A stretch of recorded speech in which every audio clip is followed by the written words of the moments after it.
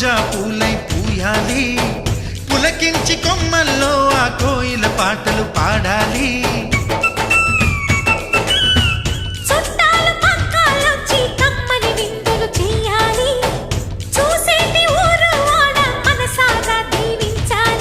నలుగురు కలిసి చేతులు కలిపి మన కలలన్నీ పండించాలి.